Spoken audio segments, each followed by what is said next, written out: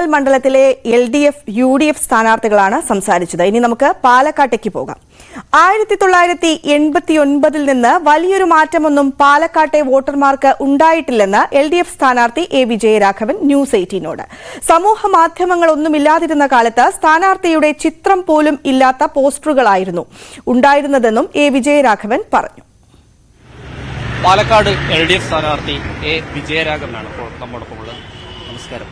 എന്തായാലും 1989 ആയിരുന്നു VS വിജയരാഘവനെ തോൽപ്പിക്കുന്നത്. അന്ന് UDFന്റെ കോട്ടയായിരുന്നു. വീണ്ടും പാലക്കാട്ടേക്ക് തന്നെ തിരിച്ചു വരുന്നു. വീണ്ടും ജയിക്കാൻ തന്നെയാണ്. എങ്ങനെ പോകുന്നു പ്രചാരണമൊക്കെ?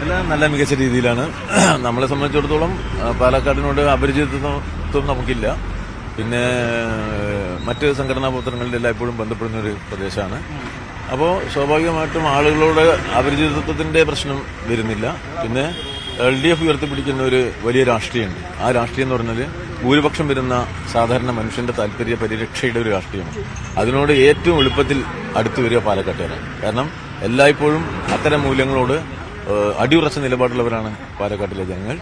ഈ നാടിനെ മാറ്റുന്നതിൽ സ്വന്തം വലിയ പങ്കുവഹിച്ച ഒരുപാട് സമരങ്ങൾ ഉണ്ടായിട്ടുള്ള സ്ഥലമാണ്. ഞാനീ നിൽക്കുന്ന കോട്ടമൈതാനം തന്നെ ആളുകൾ വെടിയേറ്റ് പടഞ്ഞു മരിച്ചിട്ടുള്ള ഒരു സ്ഥലമാണ് കമ്മ്യൂണിസ്റ്റ്. അത് സമൂഹ താല്പര്യത്തിന് വേണ്ടി. ഇപ്പൊ സമൂഹ താല്പര്യത്തിന് വേണ്ടി എത്ര ത്യാഗവും സഹിക്കാൻ തയ്യാറായിട്ടുള്ള ഒരു ജനതയാണ് പാലക്കാടിന്റേത്.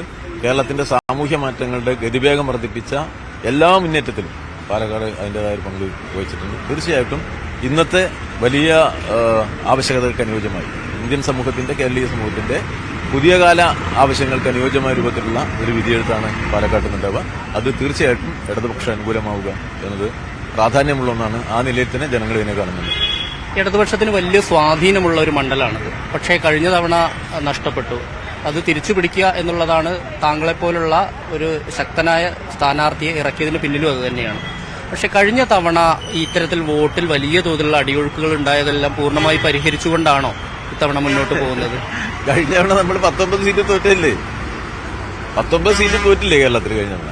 അതല്ലല്ലോ ഒന്നിന്റെ നമ്മൾ മനസ്സിലാക്കേണ്ട ജനാധിപത്യത്തില് ഒരു തെരഞ്ഞെടുപ്പിന്റെ ആവർത്തനമല്ല മറ്റൊരു തെരഞ്ഞെടുപ്പിനെ സൂക്ഷ്മമായി നോക്കിയാൽ കാണാൻ കഴിയുന്നുണ്ട്.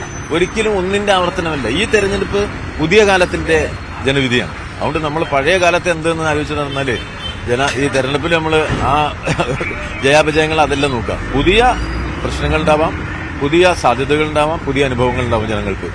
ഈ കഴിഞ്ഞ തെരഞ്ഞെടുപ്പിന് ശേഷം 2 തെരഞ്ഞെടുപ്പ് കൂടെ നടന്നുണ്ട്. ഒന്ന്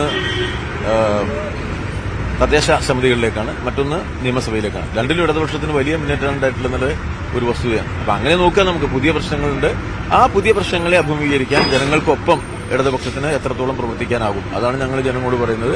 തീർച്ചയായിട്ടും ജനങ്ങൾ അതിൽ ഞങ്ങളെ വിശ്വാസത്തിലെടുത്ത് പരിഗണിക്കും എന്നാണ് ഞാൻ കരുതുന്നത്. 89 അല്ല 2024. ഒരുപാട് ടെക്നോളജിയിലൊക്കെ വലിയ മാറ്റം വന്നിട്ടുണ്ട്. എങ്ങനെയാണ് ആ കാലത്തെ പ്രചാരണവും ഈ കാലത്തെ പ്രചാരണവും തമ്മിൽ കമ്പയർ ചെയ്യുമ്പോൾ എന്ത് തോന്നുന്നു?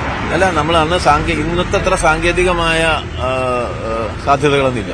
പക്ഷെ നമ്മൾ കാണേണ്ടത് ജനങ്ങളുണ്ടല്ലോ, അന്നും ഇന്നും അവര് വളരെ അലർട്ടാണ്.